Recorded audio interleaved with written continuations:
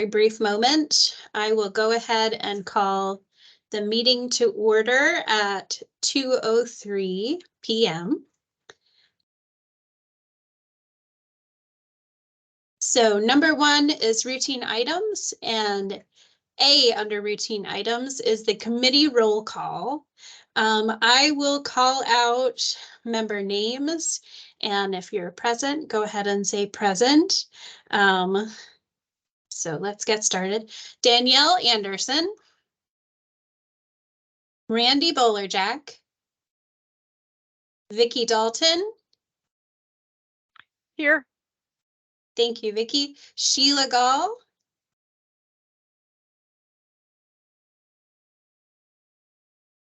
Sorry, here. Thank you, Sheila. Rick Gregory. Heather Hirataka.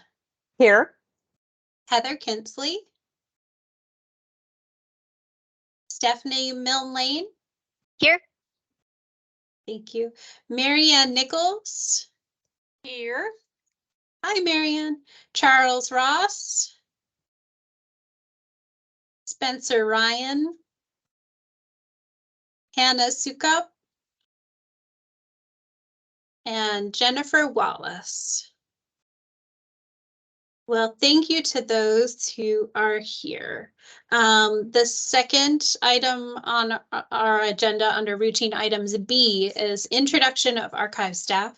I'll go ahead and get that started. My name is Bonnie Hood. I'm the Records and Grants Consultant with the Washington State Archives here at the Olympia branch.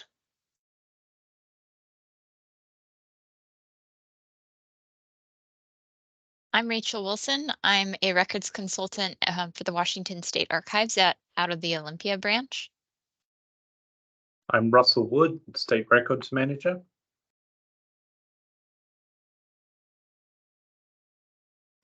I'm Sean Reichard, records consultant with the Washington State Archives based at the Bellingham branch. I'm Jeanette Gomes. I'm the manager of the Northwest branch in Bellingham. I'm Sarah Dana. I'm the manager of the State and Southwest branch in Olympia. Jamie Gansel, records consultant at Olympia. June Schultz. I oversee the developers in Cheney at the Digital Archives. Hannah Colasar, records consultant at the Puget Sound branch. I'm Emily Dominic, and I'm manager at the Puget Sound branch.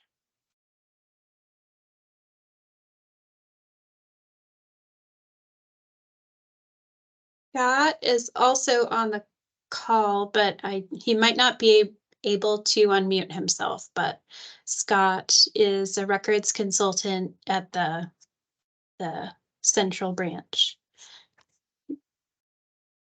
And next item on our agenda is instatement of the new committee chair. So,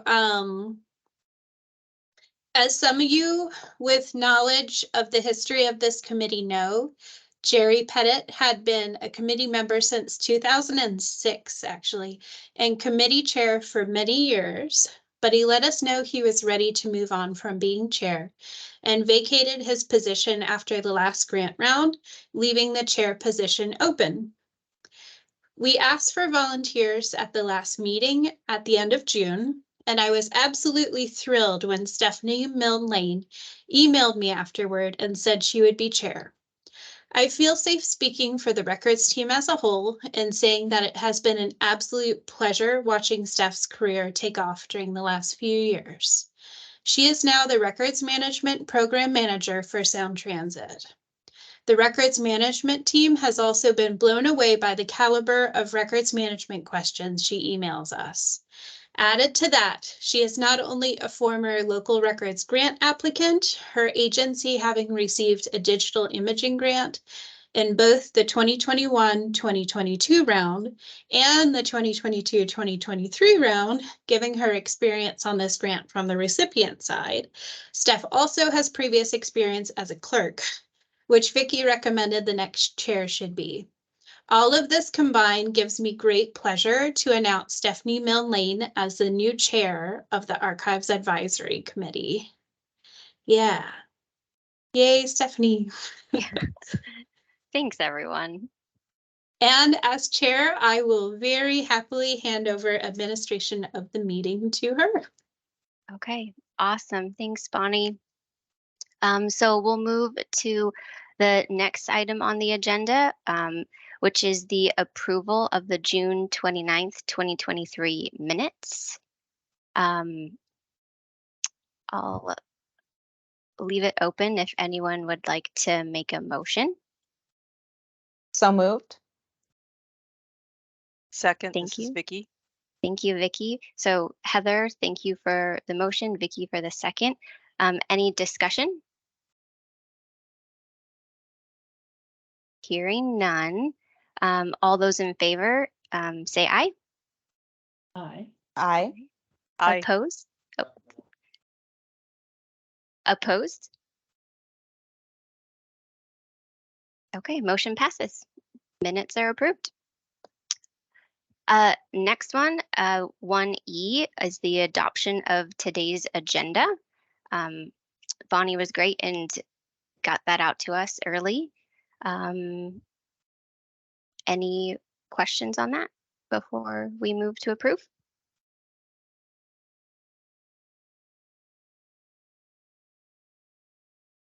No? Okay, do I hear a motion? So moved. Thanks, Vicky. Second? Second. Thanks, Heather. Any other discussion? Hearing none, all those in favor signify by aye. Aye. Aye. Aye. Any opposed? Hearing none, we have adopted today's agenda. So I think next is item 2, which is an announcement from Heather on Washington State Archives updates. So I'll give it to you, Heather. Awesome. Thank you, Stephanie, and congratulations on your chair position. We're super happy to have you.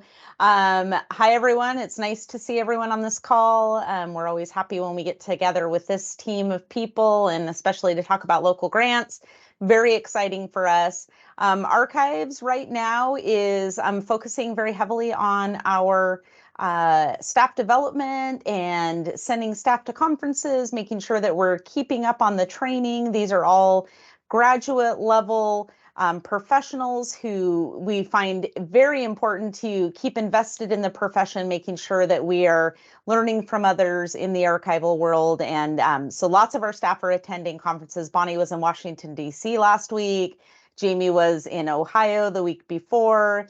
So Emily was in Washington, D.C. last week. So we have, and Scott. So we have lots of staff out there doing training, and that's a big time for us is the summer to get that training in. So we're really excited about that. We're also really focused on our budget.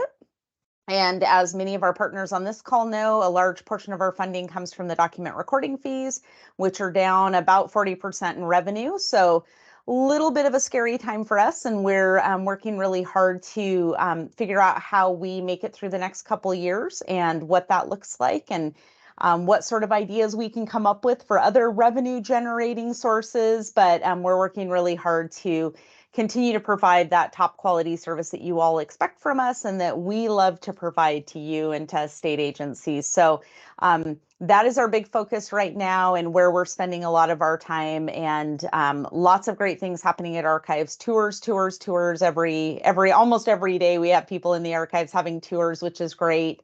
And of course, working on improving the things that we do really well, like our digital archives, and June and her team continuing that development for us to support all divisions of archives. So we're really happy about that. So that is my little brief, quick report. Awesome. Thank you. I love all of the training and travel that's happening. It's awesome to hear about. Okay, so we'll move on to the next item, which is new business and review of local grant applications for 2023-2024. I think Bonnie is going to take us through the process overview and the review of the ranked grant applications. Thank you.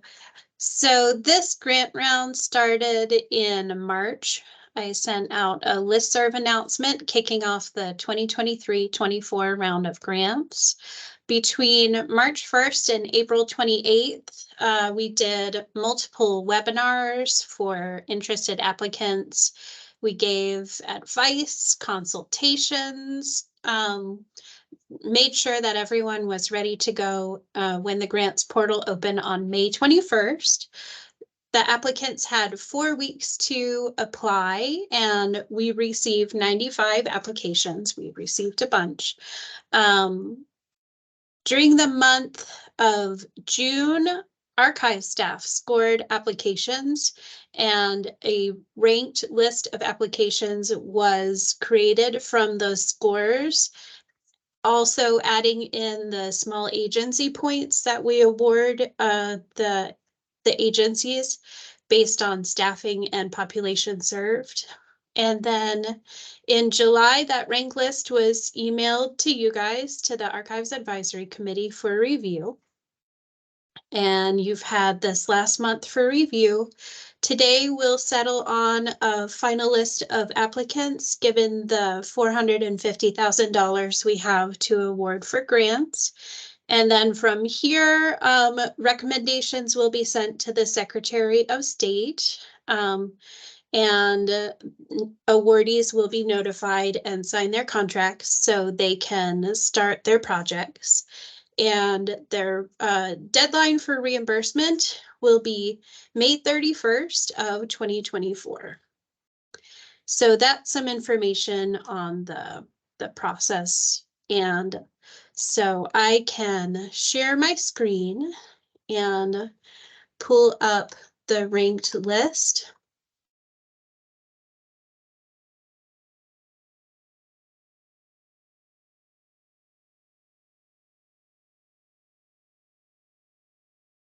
Is everyone seeing the ranked list? Okay.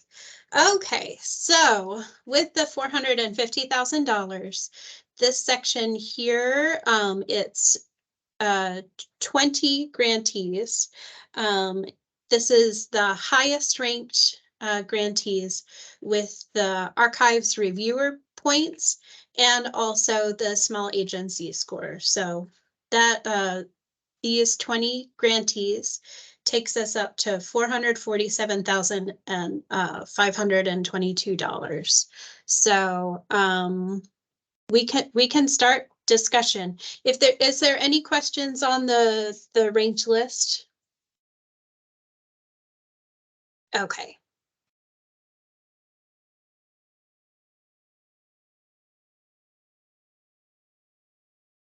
Well, Bonnie and crew, I just want to say again how impressed I am with all the work that the archive staff do, how closely you work with all of these different jurisdictions to try to pull the information together and help them out. So just amazing, amazing amount of work, and I greatly appreciate it. Thank you. Echo. Yeah, We go see ahead. the sorry. We see the benefit with the agencies every grant round, and just the value added to the records management, which benefits citizens, it benefits the archives, it benefits the agencies themselves. It's just is so beneficial that it's something that we really value and want to keep going. And we're so glad that we have the ability to keep it going year after year. I just wanted to give a kudos to staff for all the hard work and also how well organized everything was, to just jump in and be able to view everything. It was just seamless. So thank you for that.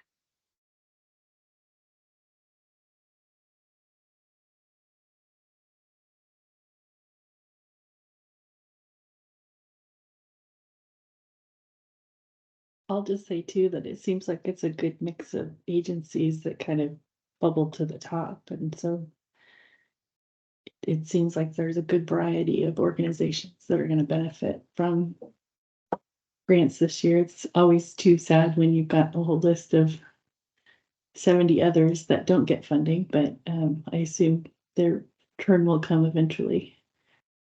Yes, and sooner than usual because we worked out a timeline for the next grant round, the one following this one, that will start it all off in the late winter and have applications open in February.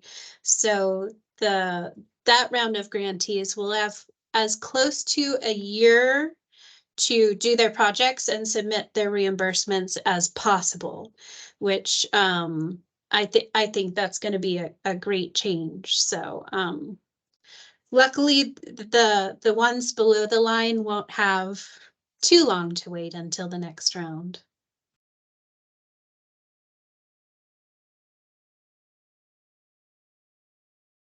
Seems like there was a nice diversity in the grant type too. I felt like in years past, there's been real heavy on maybe digital imaging, but it seems like it's a really great spread here.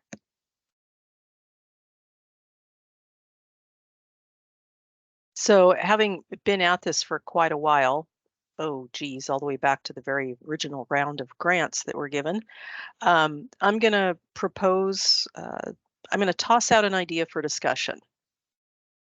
So I understand we only have about $450,000 to give out. So we are bumping right on that dollar amount for the ones that have scored in total above 78.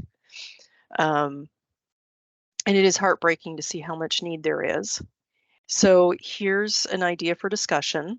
The first one that did not make the cut is Island County for $14,687.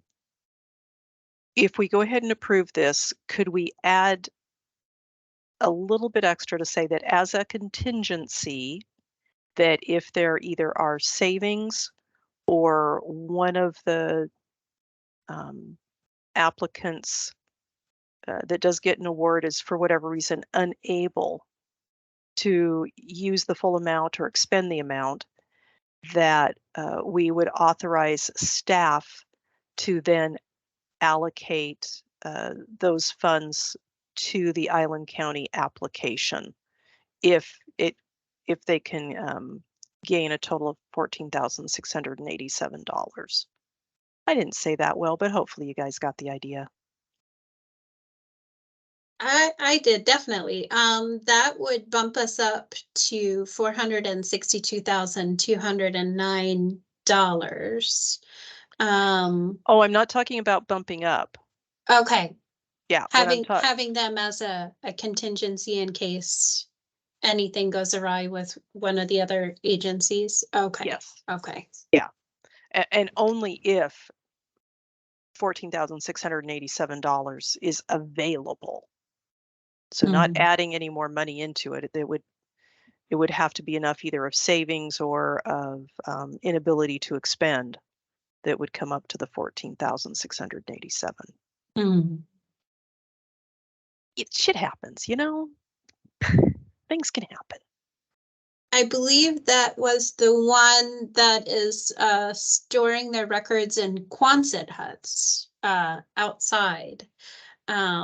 So that would be a good one to have as an alternate because their situation was pretty serious. Yeah.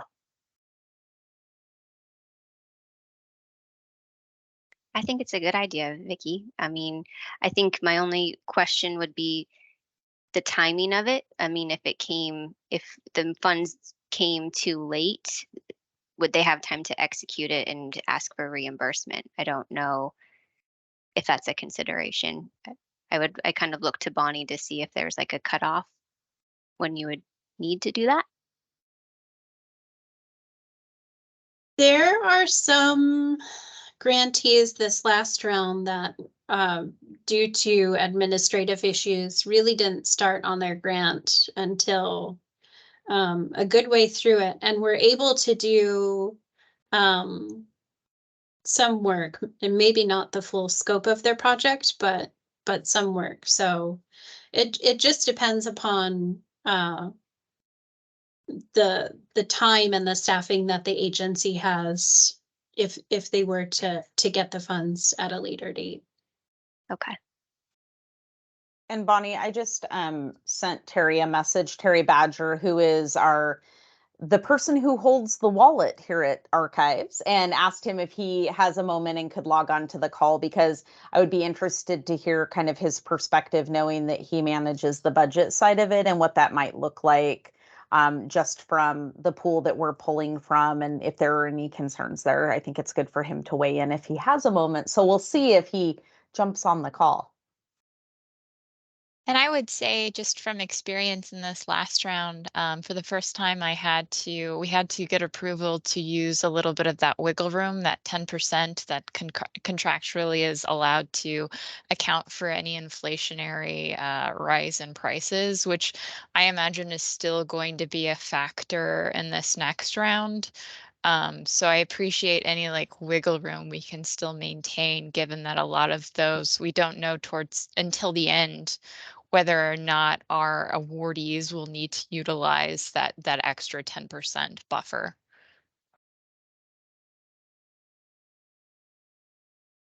That's a good point. Yeah, that's helpful. Thank you, Rachel.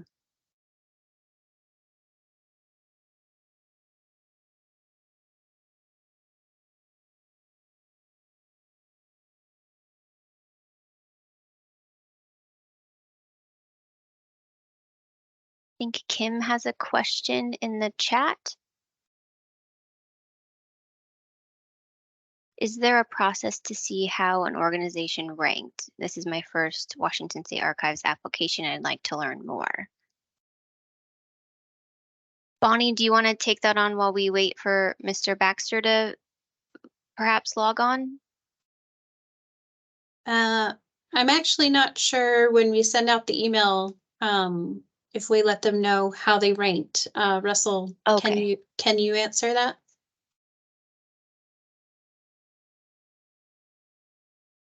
Yes, we've got a scoring guide for how we actually, what we give points to. If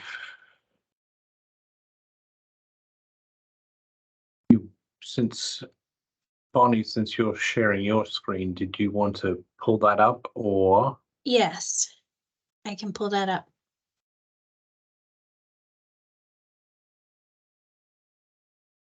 I think they might be wondering, though, if they will find out where they ranked in the list of applicants.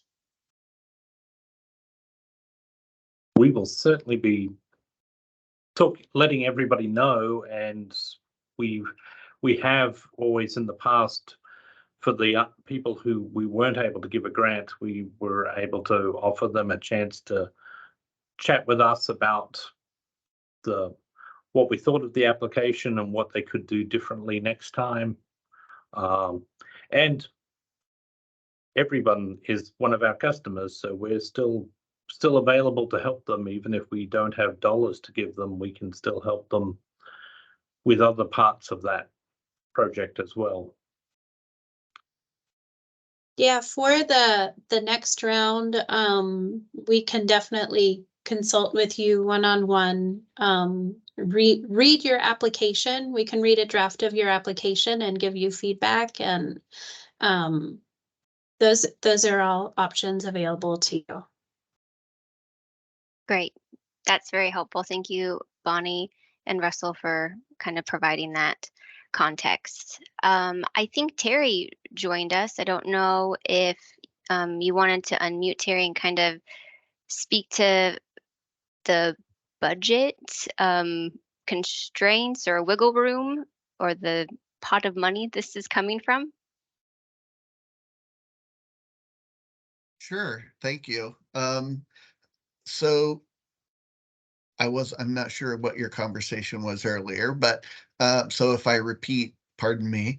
But so the grant program is funded out of $0.50 that's collected at the county auditor's office. And so basically we look at the last year prior to this grant cycle starting, and that kind of sets up an estimate as to what the total amount that we can provide is. And then we usually factor in an extra amount of, like, say 10% over, just in case folks go over. And it might just be the imaging grants that have the overages. I'm not quite sure on that. And so what was the dollar amount this year? Was it 450,000, Bonnie? Yeah. 450,000. The grantees applicants above the line takes us to $447,522. And Vicky suggested having the applicant right below the line as a possible backup in case something happens with one of the approved grantees and they aren't able to do their grant during this grant round. Their amount is $14,687.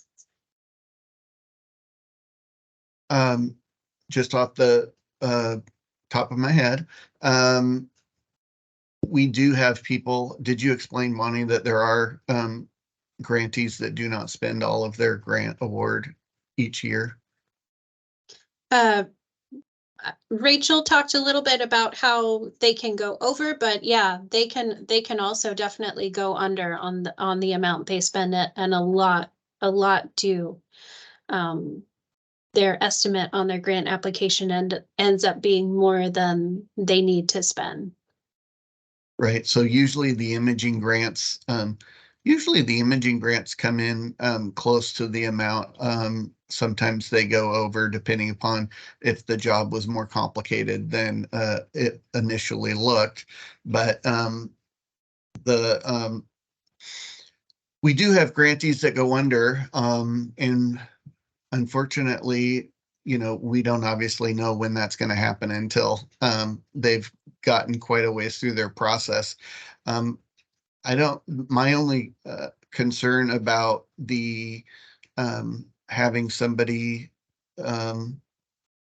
in hold in case folks underspend, my only concern is that the amount of time that would be available for them to spend the money, because typically we don't know about the underspending until everybody's wrapping up their billing at the end of the grant period. And so that would be the only caution I would have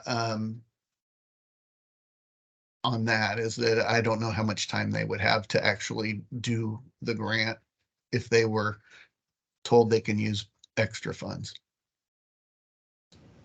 So occasionally we have agencies who are awarded a grant, but they're not able to accept it. Their circumstances have changed or whatever, and they're not able to accept it. What if we just nominate an alternate and say if somebody is unable to accept their award, then we can fill in with this person, but maybe not after the award has been accepted, so we don't get into trying to figure out, how many days is enough days to make it worth, sticking this extra project in. I like that suggestion, Jamie. Jamie, I think that's an excellent suggestion.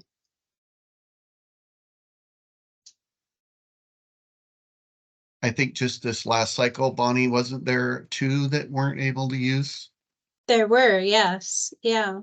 One they- right at the start and one later on. Yeah. So I think that if somebody, turns down the grant or can't use the grant because staff have changed or whatever, obviously that makes it a little clearer and easier than waiting to the end. Yes. Yeah. Very helpful information. Any other questions or comments, concerns regarding the recommendations that staff has presented?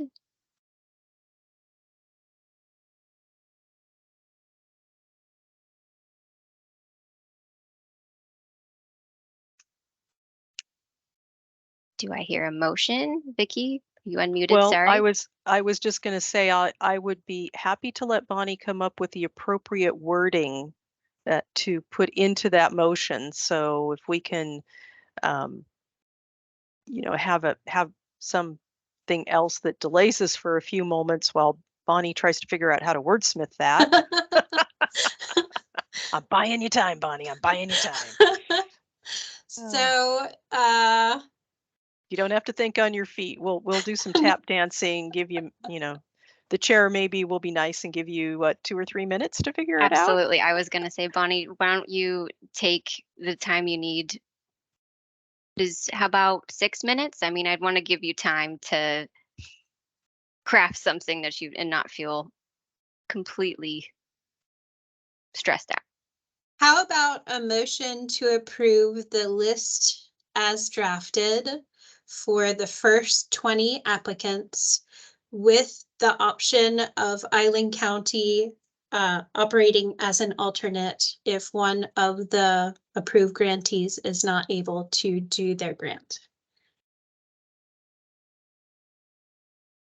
That is a motion that I would be ever so thrilled to make, and thank goodness we're recording this thing. And I would second that motion.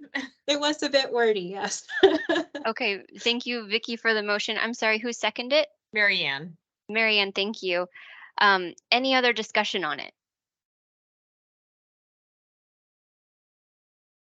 Hearing none, can all those in favor, can you say aye? Aye. Aye. Aye. Great. Any opposed? Hearing none, that very lovely motion has passed, Bonnie. Thank you. Okay. We'll go on to item 4, which is other business. I'll open it up to staff if you have any other business to share, or the committee if you want to bring anything up.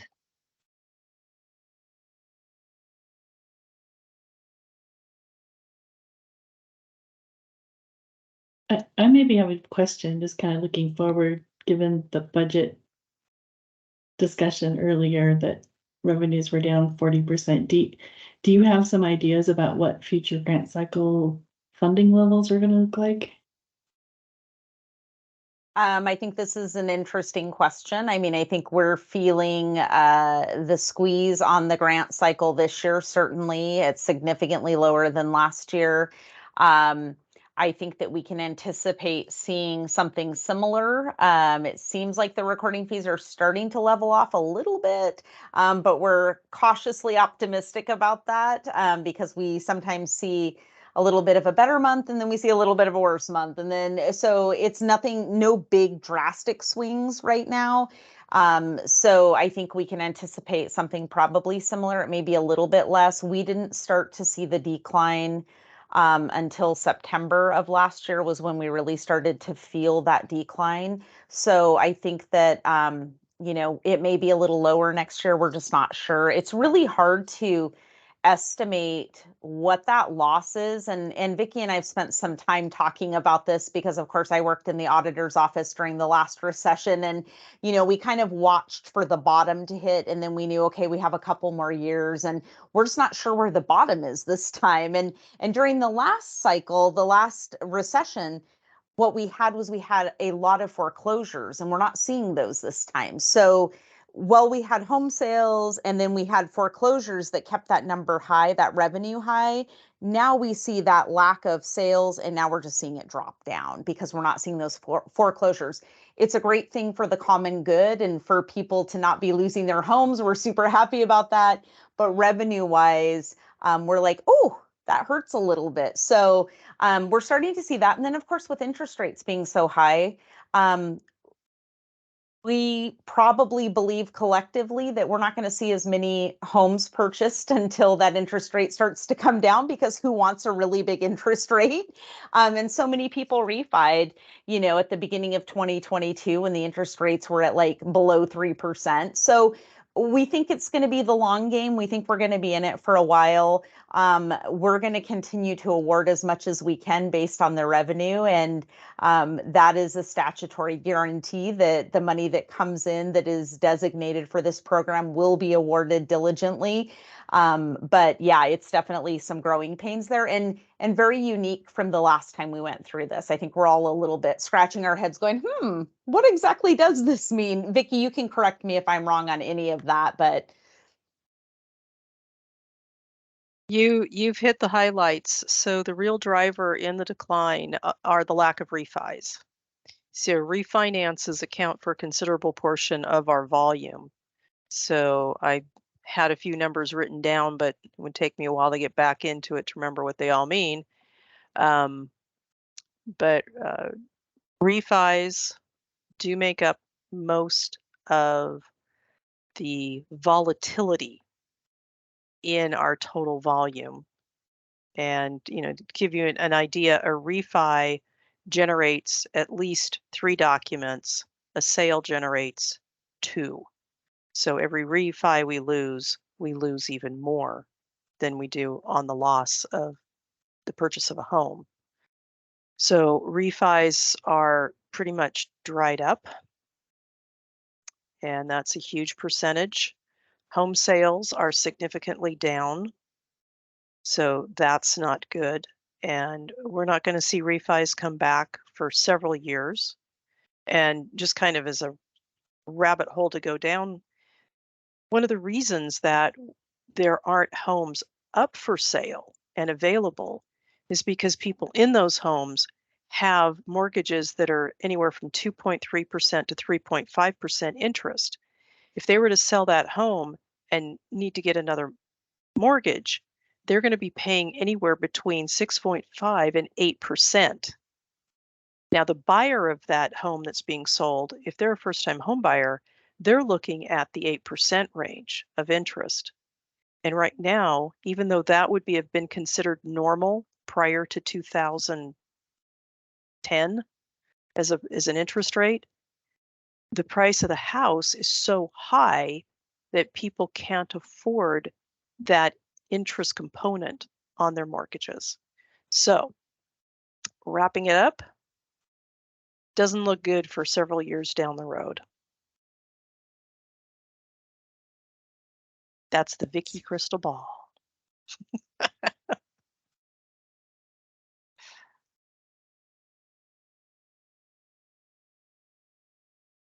Good question, Sheila. Thank you for asking it. And thank you, Heather and Vicki, for providing that context.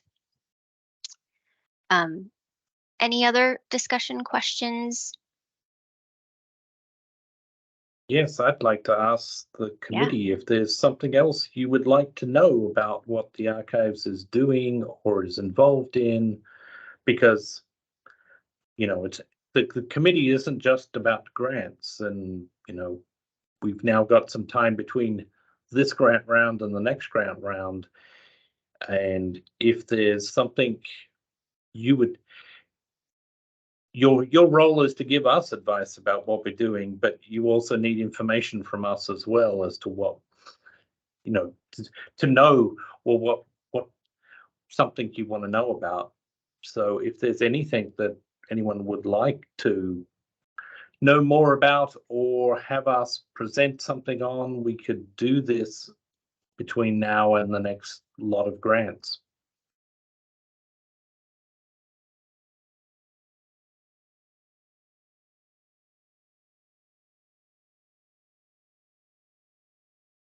So Heather, Marianne and I, as the co-chairs for the recording committee, have run across a few records retention issues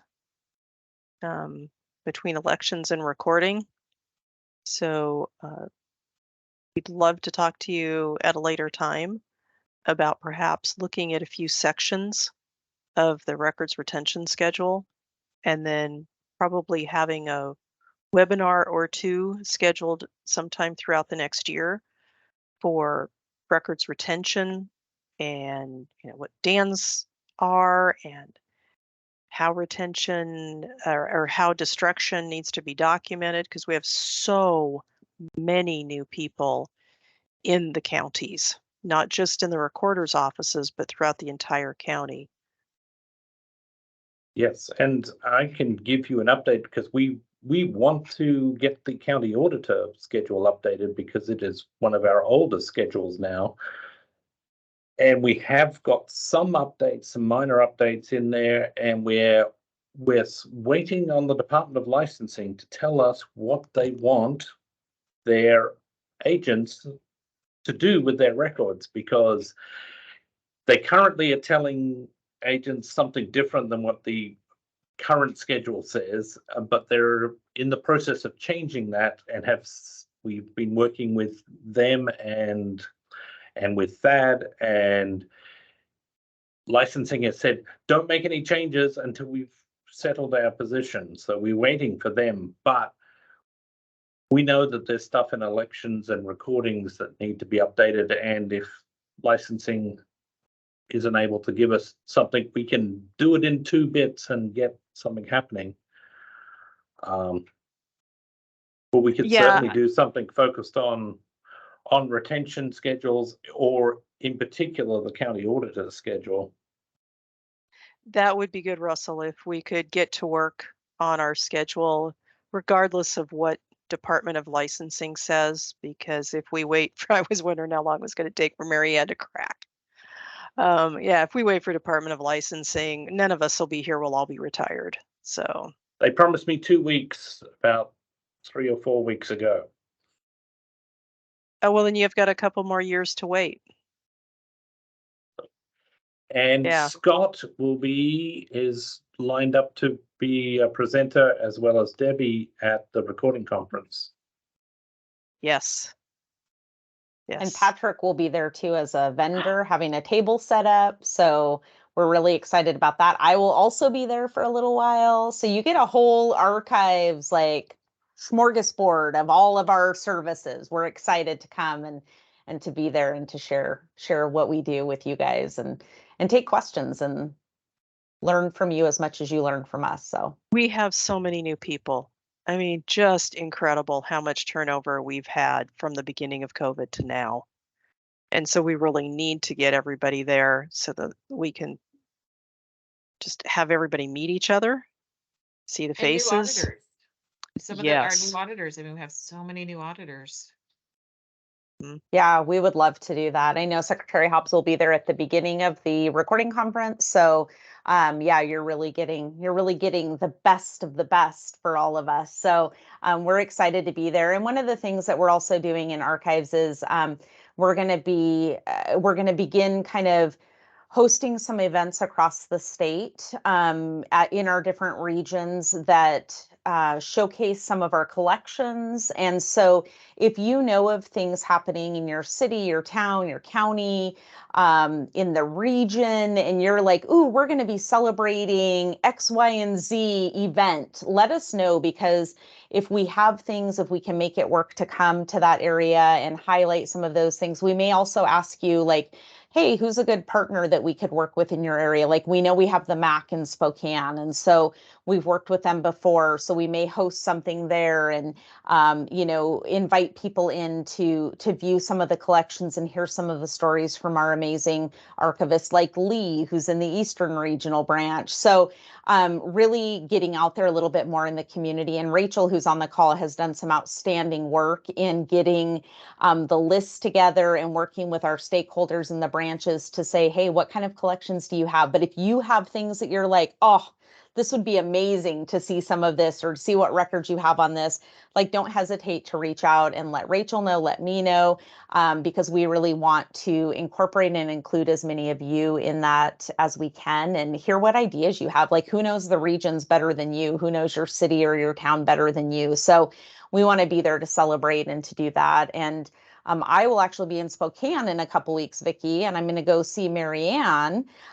So yes, you will probably all be seeing my smiling face in a couple weeks over there, and I'll be in Ellensburg as well, and then Bellevue next week. So yeah, but if you think of things, or if you're like, hey, this would be really cool for archives to connect with this group, or to go talk to this group because we know they have archival records and maybe they're struggling and they just need some advice, like, we're happy to help where we can. So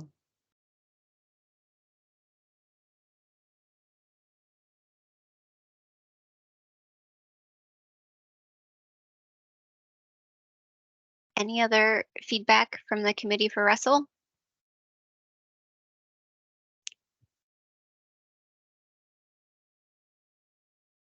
Not hearing any.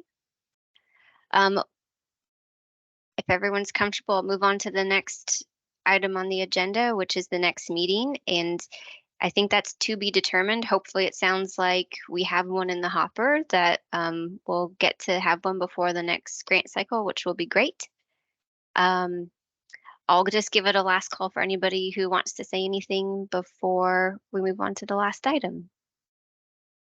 For the Stephanie, good of the order. Stephanie, Yeah, I please. just want to build a little bit off of what Russell requested of the group, and definitely take time to think about this, but we would like to see this committee be more than just the local grants portion of it. We'd like to see it be more robust and really help guide the principles that we have here at Archives. You know, if we have crazy ideas, we want you to come back and be like, hey, Heather, that's awesome and we like you, but that's a crazy idea. Let's not do that. So really working with us to help guide and advise us, right? So we changed the verbiage of the committee from an oversight committee to an advisory committee, because that's really what you are. You advise us on different areas related to archives, and we would like to see that grow a little bit more. So I would anticipate that we will have a meeting sooner than later to kind of vet a little bit more of those ideas, or talk with you guys a little bit more about how you envision advising archives beyond just the local grants, because the local grants are super important and we love that, but we also value our relationships with all of you, and we want to hear feedback on how we can do all things better, not just the local grant. So how can we support you better? How can how can you advise us on things when you're like, ooh, Hirataka, bad idea. Like, I want you to be comfortable saying to me, bad idea, don't do it. Or, hey, can we talk more about that? Like, can we take that idea and can we morph it into something more? So we would like to see the advisory committee really advise us and work with us in tandem to come up with the best archival solutions and the best way in which we can support you and you can support us. So sorry, Russell, I added a little to that. I took it out of the other business, moved it right into the next meeting. Sorry, but I just didn't want to let us adjourn without saying that we really do value all of you on this call, and we want to find ways in which we can involve you more in the day-to-day, so that we're making sure that we're providing the best to you guys, and that we're listening to you, and that we're taking into account what you have to say. So I'll be quiet now. I think it's an exciting time to be on this committee then. It sounds like it's going to be very robust moving forward. Great. With that, I think I'll move to the last one and adjourn the meeting. So thank you everyone for a great meeting, and massive kudos to all the staff. I know it's a huge lift to do this, all of the consults, the review, prep for this. So thank you for all that you do to make this a reality for so many jurisdictions. Meeting adjourned. Thank you to everyone for participating in this round. I really appreciate it. See ya, everyone. Bye.